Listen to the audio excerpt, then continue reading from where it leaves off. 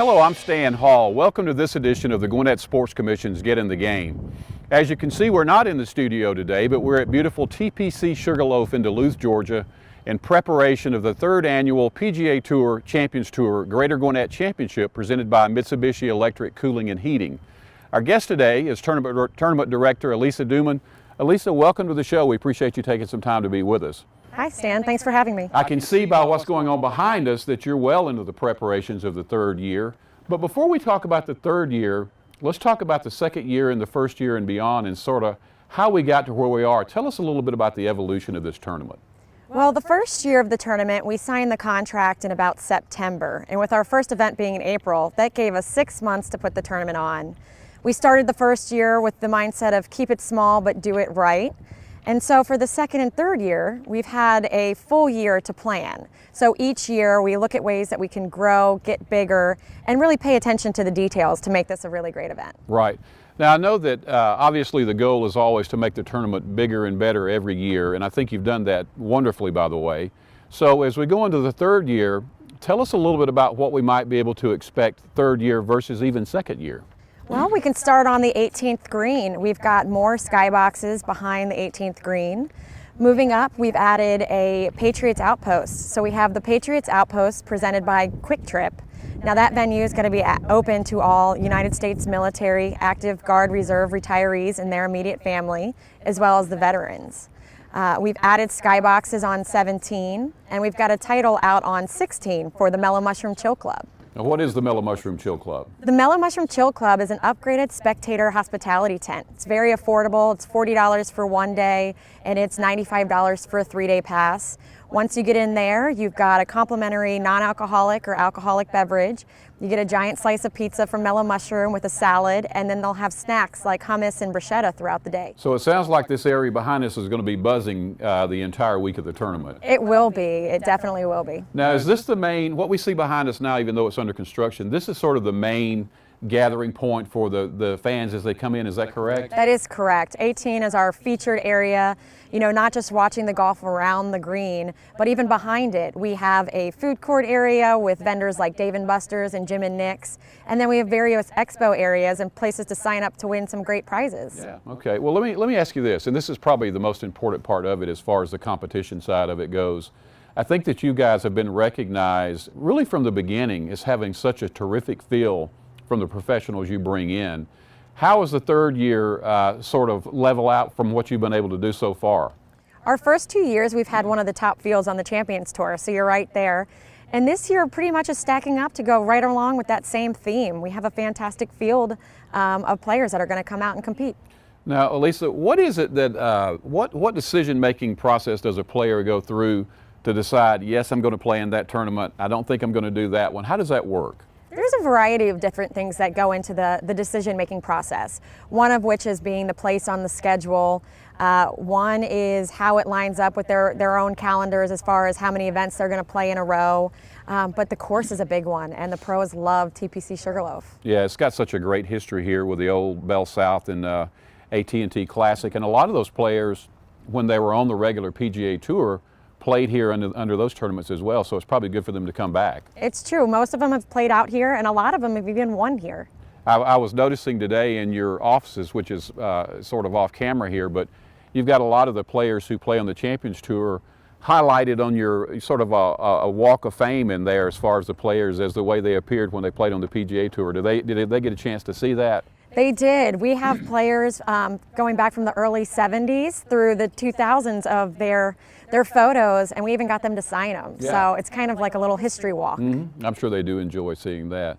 So I guess that as far as the players go and the ability to market those players, as far as, you know, when you're doing your advertising, your commercials, and you want to put those players that are coming to our tournament, but some of them, you give them up until the Friday before tournament week to commit to play or not play. How does that affect your marketing and the marketability of the event, not knowing for sure who all is coming?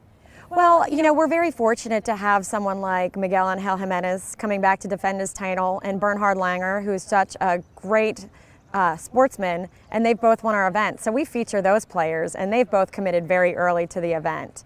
And we have a lot of great players to choose from when we're trying to determine who we're going to market.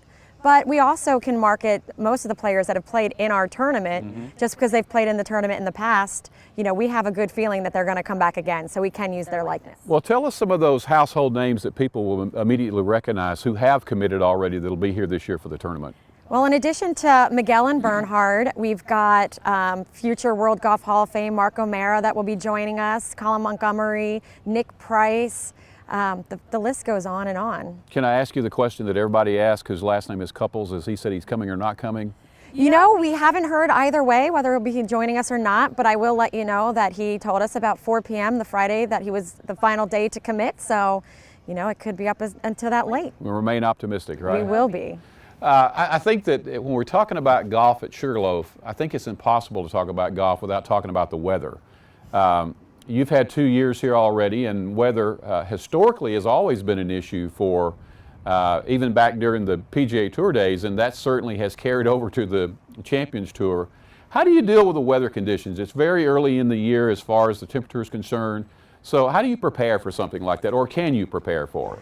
Well, we did purchase this year, well, the Gwinnett Sports Commission purchased a giant dome that we're going to put over the course. Exactly. So that's how we're going to prep for it. But in all seriousness, you really can't plan on the weather, but we just hope that we put some things in place for our volunteers. We've given them, you know, a waterproof jacket. We have ponchos available. So we're trying to do some things that will be more in preparation of weather if we should happen. But our hope is that we'll get some of that beautiful Masters weather they're going to have the week before us, and it'll just carry right through. We hope that it does. And you were at a meeting that I was at where the Champions Tour president, Greg McLaughlin, was in town, and he guaranteed everyone at his speech that day that we would have beautiful weather the entire time, so we'll have to hold him to that. We will, for sure. What about as far as your calendar positioning? I know that you fall the week immediately after the Masters, as you just talked about. Is that an advantage or disadvantage, and how do you use that for either way when you're planning your tournament? You know, we love our place on the schedule. We have a lot of Champions Tour professionals that participate in the Masters, so they just make the drive to come right up. But they're also off the week before that as well. So they've had a nice break, and they're ready to get back out and compete. So it really does work for us. Yeah. We're going to take a break. I want to come back and talk a little bit more about the tournament and get some more of the precise details about what folks can expect. We're talking today with Tournament Director Elisa Duman of the Greater Gwinnett Champion, the Champions Tour event at TPC Sugarloaf. We're going to take a quick break, and we'll be back after these messages. Stay with us.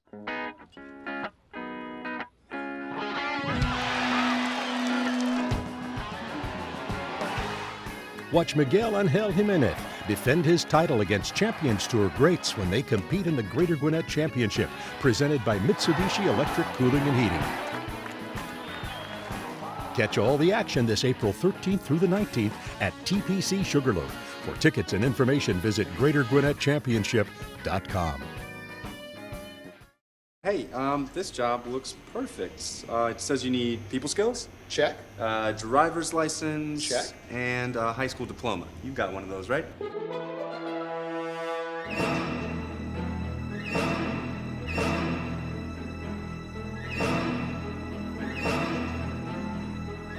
Skip the drama. Get your diploma. I got that. You are good to go. Take that first step towards a better future. Find free adult education classes at finishyourdiploma.org. If you store your guns properly, I'll feel safer when I'm playing outside. Safer when walking home. I won't have to tell so many family members. I'm sorry. I won't hear as many scary stories. And I won't have to tell my kids. This isn't a drill. Please. Please, do it for us. Your family, friends, and neighbors are all counting on you. Never let your gun get into the wrong hands. Remember, always, lock it up. Visit ncpc.org.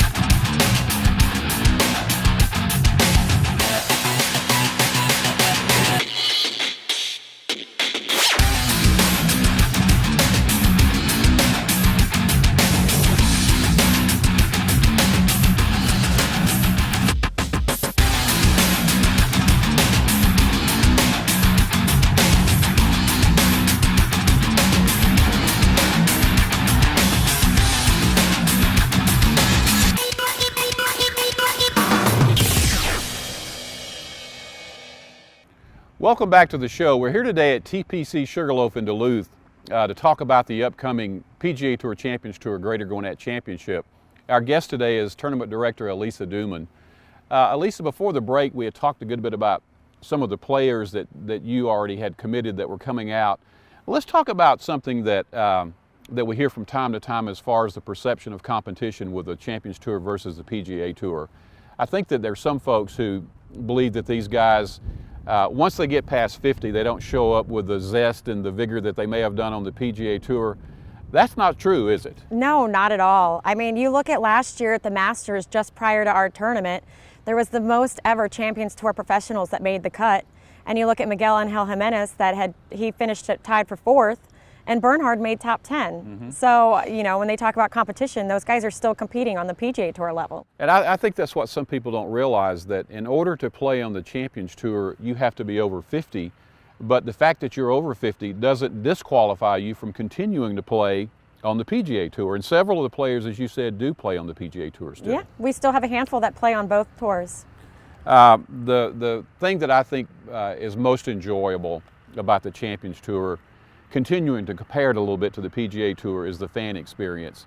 You know, all of us have been to PGA Tour events where you can only get so close. Even when you're at the ropes, you're really still not that close to the players.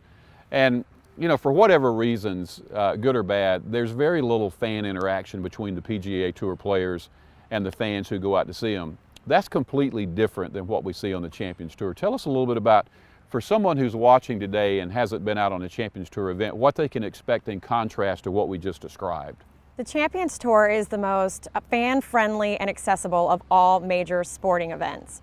You know, whether you plan the Pro-Am on Wednesday and Thursday, you know, there's Pro-Ams on PGA Tour events, but it's a completely different feel out on the Champions Tour. Mm-hmm. The players are engaging, they're giving tips, they're helping with putts. You know, they're just there to entertain your guest. Mm-hmm. And then as for a general spectator, we have plenty of guys that they'll sign autographs up on the driving range instead of warming up sometime. Mm-hmm. So they're very engaging. And then even in our hospitality areas, after they're done their rounds, you'll have players that go in there and spend time with sponsors. Yeah, I think that the players, and I think that's sort of why we get it sometimes confused with lack of drive to compete. I think it's just that they are so in tune to making sure that the fans enjoy it as well, that sometimes that's perceived as them not being serious. But when you have almost a $2 million purse they're competing for, that gets them very serious, and it gets them serious very quickly, doesn't it? It's very true, but they get it. They understand that the fans and the sponsors are why they're still out there playing golf today, so they want to show their gratitude. Absolutely. Well, let's talk about the fans a little bit. For people who, again, who haven't been out, or maybe people who have been out and we hope are coming back this year, give us a little bit of the week's lineup, what all they can expect this year. And you got a full week, I understand. We do. We start on Monday. Monday's a really busy day. We've got out at the golf course, we have the Matt Ryan Celebrity Am Classic. Now that event for spectators, if they want to come out, it's free admission, and it's got Matt Ryan and a host of other local athletes that'll be playing in the event. We also have the Georgia United Credit Union Executive Women's Day. Now this is a day-long event, and it's designed to generate business and social relationships. They hear from a speaker panel of executives from across Metro Atlanta. Then we'll have a keynote speaker. This year it's Janet Sherlock, who's the CIO of Carter's. Right. Then we bring them over to the course where we do a behind-the-scenes tour of what it takes to put on a professional golf tournament. And then they finish the day with a networking event. So they get a full day, not only on the business side of it, but really get to come over to the tournament and see all the behind-the-scenes activity going on over here as well. That's the case. It starts at about 10:30 and it doesn't wrap up till about 5 p.m. Now, if somebody is interested in attending that, how do they get that information? They can visit our website at greatergwinnettchampionship.com. Under the events tab, there is a link for the Georgia United Credit Union Executive Women's Day. All right, what's next on the slate? So Tuesday evening, we have our State Bank kickoff party. Now this is one of our favorite events of the week. It's an evening function with live entertainment, open bar, and heavy hors d'oeuvres. We have players that come, our sponsors are there, our Pro-Am participants. But members of the community can also purchase a ticket to come out and support the event. We have a silent auction to help raise money for our charity. So And some of the golfers typically show up for that as well? That's correct. You know, last year we had Peter Jacobson up there doing a little trivia with some of the other players. Well, good. And you said that's held not at the golf course, but at? That is at the Gwinnett Center in the Grand Ballroom. Okay. All right. What's next? On Wednesday and Thursday, we have our State Bank Pro-Am. And this is where amateur foursomes have the opportunity to play alongside a Champions Tour professional. We have 2 different waves, a morning wave and an afternoon wave. The morning starts at 7:15 and the afternoon at 12:15. So we have a full day of Pro-Am golf. These are great days if you want to go out and get pictures and get autographs. Those are the perfect days to come out. Now, I also know that the Pro-Am spots are very coveted now as the tournament has matured a little bit. Do you have any spots left for this year's Pro-Am? We have very limited spots available, so we encourage anybody that's interested to call us as soon as possible. Okay, and then after the Pro-Am, the competitive days start? That's true. Friday, Saturday, and Sunday are our official tournament rounds. On Friday, we have a special event that's off-site at the Gwinnett Center. It is the Web.com Small Business Summit. Now, this event is open for all small business owners, and it's from 9 a.m. to noon. And it's free, right? It's free, and everybody that attends gets a free ticket to come over to the tournament once it's over. Great. Saturday, we have a couple special events. We have our Kids Day activities down behind the 18th green. We'll have area mascot visits. There's face painting, crazy hair station, games. It'll be a lot of fun. And then up on the practice area is an Atlanta Junior Golf Skills Challenge, where amateurs will be able to go out there and do their drive, chip, and putt skills. Let's go back a little bit to one thing you mentioned earlier, and I forgot to ask you, I apologize, but you talked about the QT edition this year. Yes. This aim toward the veterans. And did you talk about the fact that the veterans get in free? Did you mention that? Well, all United States Armed Forces, so the active, the Guard, the Reserve, and the retirees and their immediate families, they get free admission to the tournament all week, but then on top of that, they have admission into the QT Patriots Outpost Friday through Sunday. Now, veterans as well, they get free admission for themselves, and they can purchase a guest pass for any of their guests to come with them. So it should be really a good opportunity for our real heroes to come out and see some golf and have a great day on the golf course. Yeah, it's true. The best way to do it too is to go to the website, greatergwinnettchampionship.com, and under the ticket tab, there is a little section that's military admission. We try to encourage all of the members of the military to go through the identification check process before they get out to the golf course, just to expedite. Well, what a great partner with QT to make that happen. Kudos to them for getting involved as well. They're very supportive of the military through their Folds of Honor partnership, so we're just excited that they're bringing part of that to the golf course. So you get back to Saturday where I cut you off at, and you're talking about the competitive rounds, and you talked about the children's activities. What else you got going on? We also have the Novellas Celebrity Challenge. Now, this event brings 3 celebrities from the Atlanta area. They'll tee off at about 12:30, and they all play for a different division of the Aflac Cancer and Blood Disorder Center for Children's Healthcare of Atlanta. So they play a competitive round against each other, and then we will make a donation to one of those different areas. Let's talk a little bit about our charities, and I think that by now, I hope most people know that the PGA Tour is just really renowned for the money they give back to charities, and I think they just had a press conference or a press release in the past couple of weeks, and they had surpassed an amount that was really unbelievable. I remember hearing Greg McLaughlin talk about if you took all the pro sports and combined them together as far as their charitable contributions, it still wouldn't equal just what the PGA Tour family has done. So who are the official charities for the Greater Gwinnett Championship this year? This year's recipients are Children's Healthcare of Atlanta and the Gwinnett Medical Center Foundation, with the funds going towards the Concussion Institute. Both great organizations that are very active here in Gwinnett County with helping our kids. So we're excited to have them on board too, and as you said, we hope we can give back a nice reward to them based on the success of the tournament. So you ended up on Sunday, I suppose, with the final competitive day. Sundays are our final day. We will have a military starter on the first tee. They'll do all the announcing for the players' names before they tee off. Yep. And we will have the military pin flag attendance as well, because we'll have a American flag out on the 18th green. And then once the final putt drops, we will crown our 2015 Greater Gwinnett Championship champion. Whoever that may be. Yes, whoever that may be. And then you wrap it up for another year, but before we wrap it up as far as the explanation of the event, we need to talk about one aspect that we haven't mentioned, which is probably at least the most important part in the fact that we couldn't do it without them, and we're talking about our volunteers.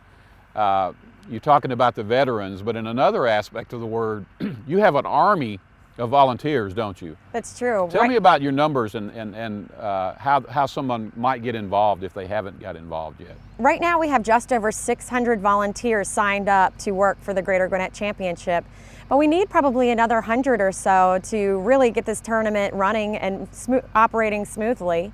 If anybody's interested, they just go to our website, greatergwinnettchampionship.com, and they'll click on the volunteer tab. We have a variety of committees that are available, so we've got committees open where they can be interacting with the professionals, they can be interacting with the spectators, they can be taking care of other volunteers. So no matter what someone's interest is, we can find a place for them to help out. Yeah, and if you're truly a golf fan, you can't get any closer than what a volunteer does. So it's a really unique experience to be right up beside some of these great pros and Hall of Famers. So. It's true. You could be picking them up at the airport, or you can be helping them spot balls out on the course. Absolutely. Well, it sounds like an exciting week, and the week again of the entire tournament is April 13th through the 19th. And for ticket information, they can go to the website, greatergwinnettchampionship.com. Well, Elisa, thank you so much for being with us today. It's exciting to hear all these motors running back here because that means construction is beginning, and we're very close to having another tournament. Thank you for being with us, and good luck with the event. Thank you, Stan. That's all the time we have today. If you have questions or comments about today's show or ideas for future shows, you can reach us at the phone number or the email address shown at the end.